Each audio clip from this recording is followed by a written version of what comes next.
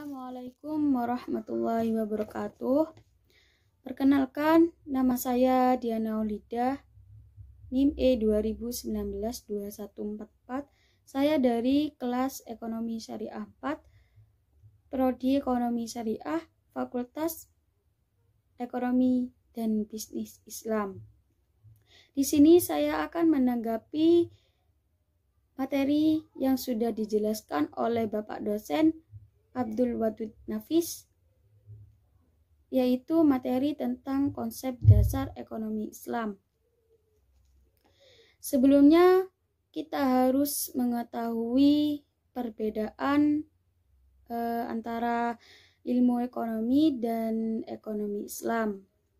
Ilmu ekonomi adalah sebuah cabang ilmu yang membahas dan mempelajari tentang perilaku manusia dalam memenuhi kebutuhannya dan memuaskannya. Sedangkan pengertian ekonomi Islam adalah ilmu yang membahas dan mempelajari tentang perilaku manusia dalam memenuhi kebutuhannya dan memuaskannya untuk mencapai falah.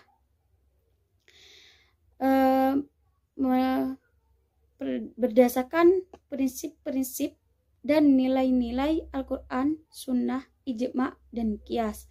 Arti dari falah yaitu untuk mencapai kebahagiaan dan untuk mendapatkan ridha Allah.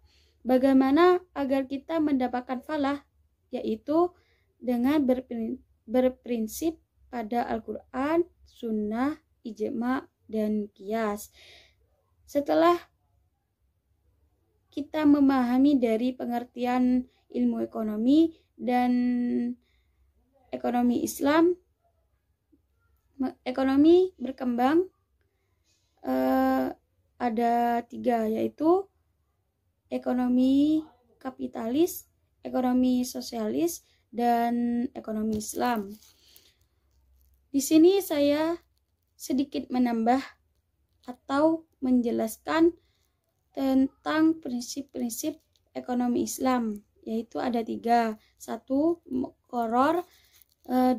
Riba, 3. Maisir. Saya sedikit menambah tentang riba. Riba bukan hanya terjadi pada urusan ekonomi saja, tetapi juga terjadi pada permasalahan sosial, seperti pembunuhan karakter, merusak kehormatan dan lain sebagainya.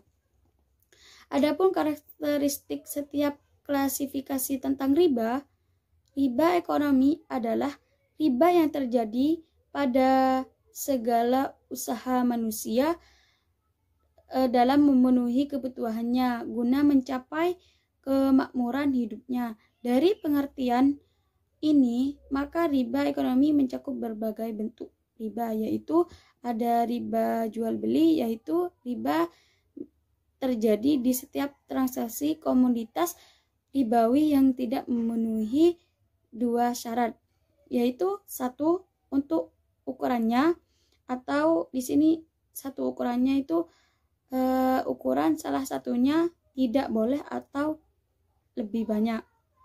2. Tidak saling menerima di tempat. Di sini ada riba hadiah. Riba hadiah di sini yaitu hadiah yang diterima karena telah menolong orang lain, baik memberikan manfaat kepadanya atau menolak mudarat untuknya, dengan syarat merupakan hal yang wajib bagi seseorang untuk menolongnya. Jika tidak, maka hukum menerimanya boleh.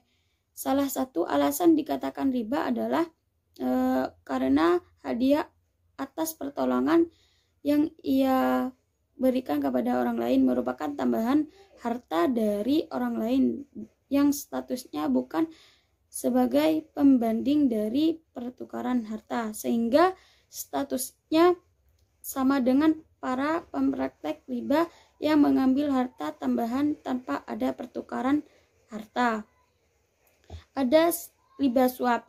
Islam dengan jelas dan tegas melarang riswah atau suap karena pertentangan dengan prinsip keadilan dan moralitas dalam kehidupan bermasyarakat yang berdampak pada pemutarbalikan fakta. Di sini juga ada riba utang piutang, yaitu riba yang terjadi pada utang piutang, di mana riba ini benar-benar menjadikan orang-orang yang berhutang sehingga menjadi objek eksploitasi orang-orang yang memberikan pinjaman. Mereka menjadi sangat lemah, bahkan tidak mampu membayar utang-utang tersebut. Di sini juga ada riba sosial.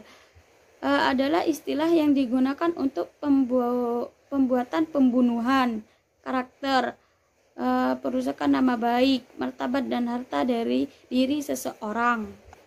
Sekian dari saya.